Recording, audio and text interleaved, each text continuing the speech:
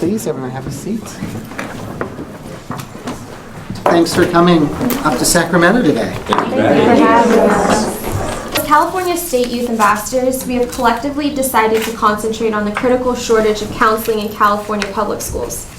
As a whole, we represent public, private, and parochial schools, and all find the extreme shortage of counselors in California a devastating issue. According to the National Association for College Admissions Counselors, the recommended average student-to-counsel ratio is 250 to 1. Right now, the national average is 450 to 1. California has the worst ratio with an average of 1,016 to 1. I'm a senior at LaSalle High School, a private parochial school. Yet even there, our counselors have a lack of training and development. And obviously it's even worse in the public schools, where counselors are overworked and lack training altogether. What is currently being done to ensure that counselors receive training and development so that those that are in place can do the most effective job for their students? Well, in California, we're a local control state, as I'm sure all of you have researched and have done this view. So there's very little that can be done directly from Sacramento to make sure that training happens the way it should. There are some great organizations with which we work to try to raise awareness of the need for better training and frankly to not be 51st in the nation in the number of counselors per student, which is just atrocious. Our schools have just beginning to come out of a huge fiscal crisis. $20 billion in cuts, dropped to 50th in the nation in per pupil spending. And so as schools cut back, they tended to cut counselors and cut aides and cut nurses.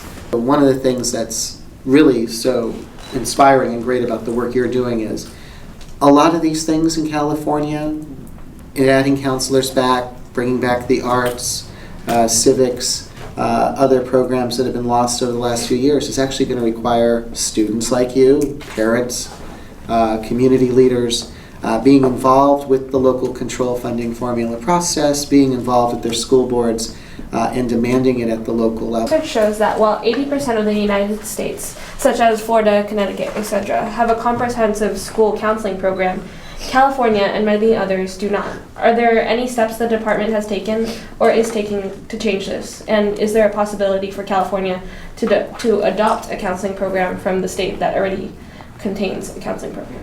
What's the one-size-fits-all solution that can work for 1,043 school districts?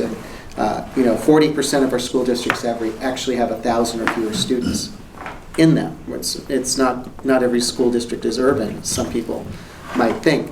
So chances of a statewide solution are usually rare because of that. And also in California, we're a mandate funding state.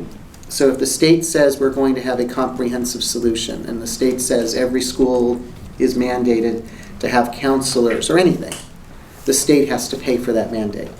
Is it possible that you have built a contract of some sort? Department of Education, not just... Department of Education builds a contract with smaller companies that provide services like Outreach Concern, have them coming to the schools in order to provide free counseling they would get the experience necessary. Okay, you're on the right track in Copa.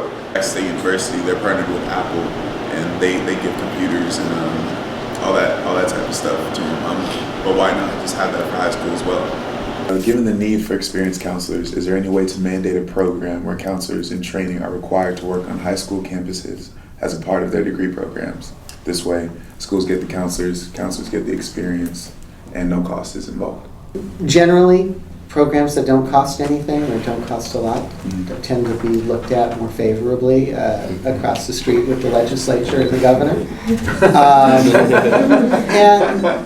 And certainly there may be ways. There's some conversations about adding adding service elements for teachers. I haven't seen so much for counselors or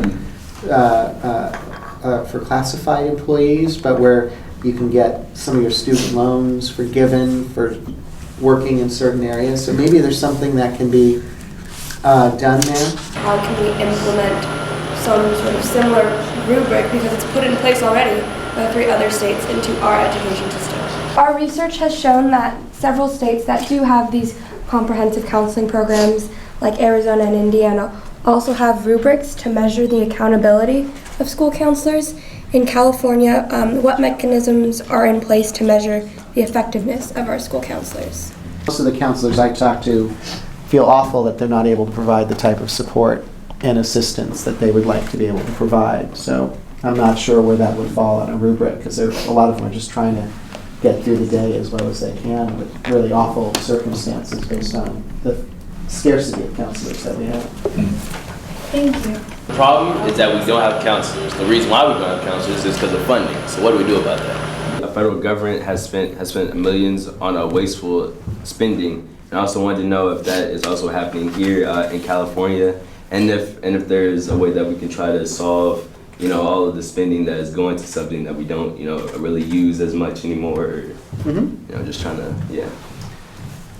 There, in any human institution, it's not going to work perfect. That's one thing we know about humans. So is there probably a little bit of waste in government spending? Are there things that may not be spent the way they should be? It's inevitable. I don't think that actually in California there's a lot to it because of all the cuts that we've done. I mean, we've cut early childhood education. We've, of course, cut education. Those of you in our public schools, you've lived through what's happened and you've seen things get cut. So you should always be vigilant. But, a lot of the waste that was in the system is gone. I was wondering if the California Department of Education is thinking of setting some sort of standard that requires maybe like one or two meetings per semester with students and parents. You raise, I think, what's an important point, and it's something that I've been trying to talk about in leading up some of the superintendent's work on restoring arts education, civics education, STEM education. We've had a series of task forces that I've helped to coordinate. And, when it comes to things like counselors and access to the arts and civics, our private schools are showing us every day what people with means think their children should have. And one of the questions that Superintendent Torlakson asks is, why isn't that the expectation for every California student, regardless of zip code? That's the conversation. We've got to stop the race to the bottom and start looking at what parents with means, and sometimes without means, are paying for. Should be an indication of what people feel is important. Is there a current existing legislation at the federal or state level that could help us lower our surprisingly high student-to-counselor ratios?